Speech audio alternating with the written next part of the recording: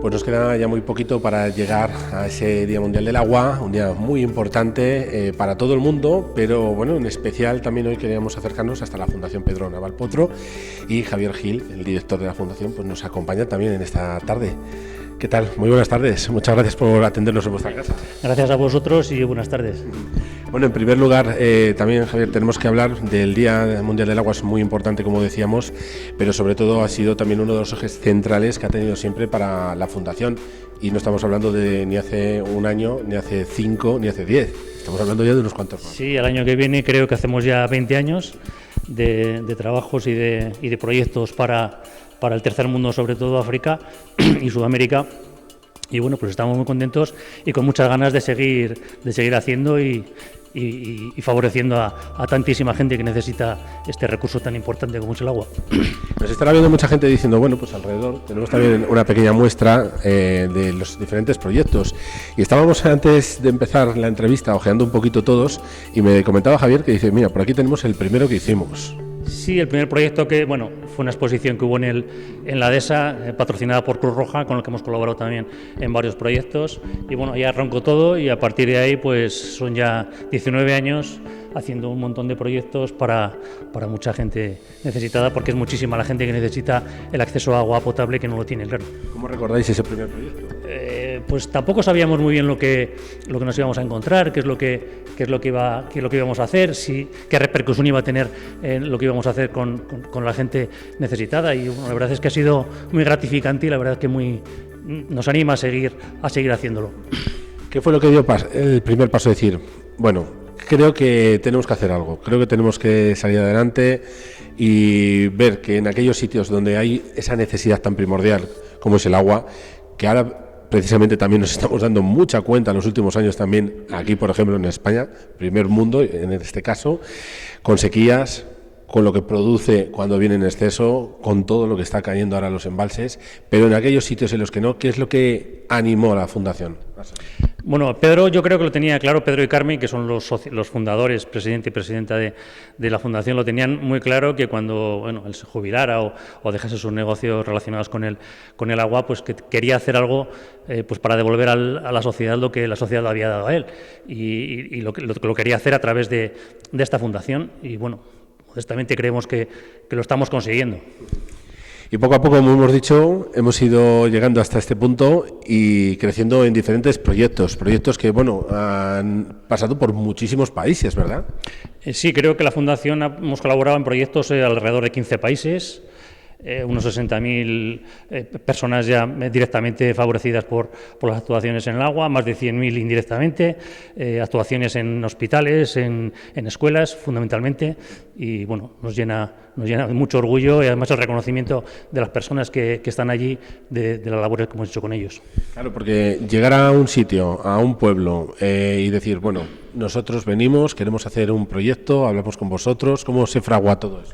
Bueno, a nosotros nos presentan proyectos a través de ONGs, fundamentalmente, ONGs pequeñas muchas veces, la mayoría de las veces locales, pues como Tierras Sin Males, como Soria Solidaria, y nuestra fundación pues es pequeña, hacemos lo que podemos con los recursos de los que disponemos.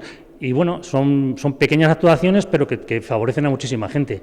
El hacer un pozo no tiene un coste elevadísimo, pero sí que tiene una repercusión social y una repercusión en términos de salud y de bienestar para la comunidad donde se hace el pozo enorme.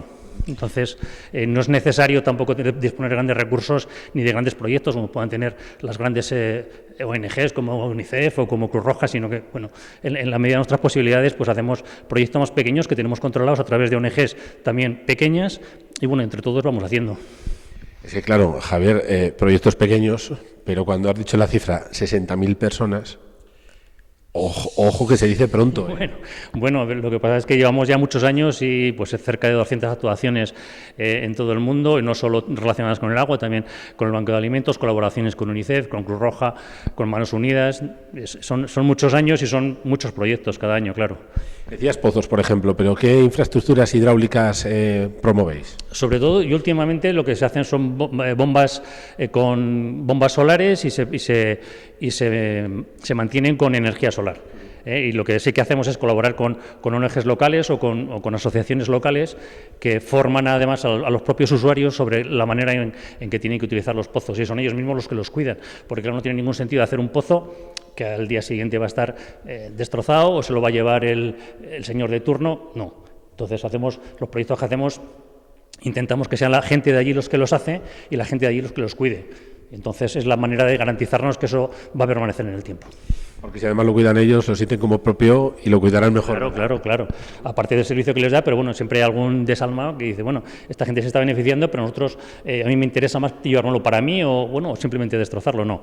Se ocupan muy mucho de que aquello permanezca porque les da un servicio enorme, claro. Me parece muy importante también, Javier, destacar esa parte de la energía solar, de las energías renovables, porque claro, en muchos sitios será muy complicado a lo mejor el acceso a la propia vía eléctrica en muchos países, y imagino que contando con ese recurso también, pudiéndolo adaptar, imagino que para ellos tiene que ser, vital. Ahí es muy difícil todo, es difícil acceder a la energía eléctrica, es difícil conseguir recambios si algo se rompe, pero bueno, como bien dices, con el tema de la energía solar, pues en gran medida se están solucionando estos problemas y de hecho los últimos pozos casi todos funcionan con energía solar. Seguimos haciendo pozos manuales, que algunas veces nos piden en el proyecto que nos presentan, y oye, queremos hacer un pozo con bomba manual porque con eso es suficiente porque tenemos el agua a poca profundidad, no sé. Depende un poco de los proyectos que nos presentan, pero bueno, en las bombas solares, lo que sea más mecánico, sí que va con energía solar.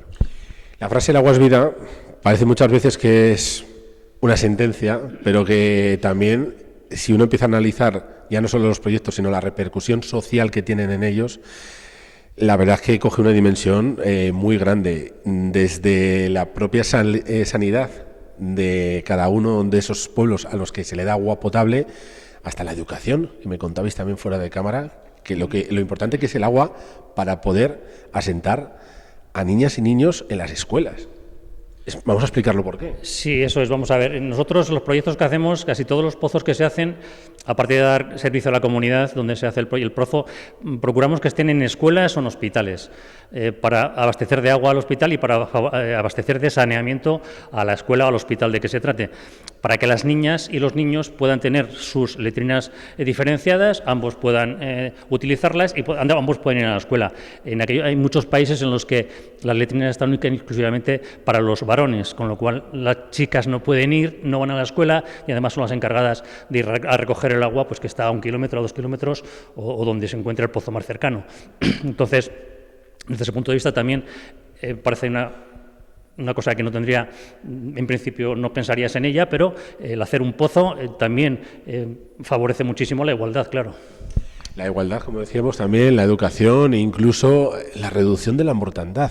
Es que es alucinante. Sí, hombre, esa es nuestra idea, pero además hace poco le comentaba, como te comentaba fuera de cámara, a través de la Asociación Tierras Sin Males, que ha hecho también sus 25 años, una asociación, una ONG aquí de Soria que hace una labor extraordinaria en muchos países. Nos decía un ciudadano de Guinea-Bissau que vive aquí en Soria lo que habían supuesto nuestros pozos en Guinea. Hemos hecho 5 pozos con ellos ya, o 4 y uno que tenemos en marcha ahora, y la verdad es que nos decía que la mortalidad en donde habíamos hecho nuestros pozos había descendido notablemente, con lo cual a nosotros no por no saberlo, sino porque esa es nuestra finalidad, pero hombre, como te lo dicen de primera mano, la verdad es que es mucho gusto y te anima a seguir nos impulsa a seguir con los proyectos que llevamos adelante.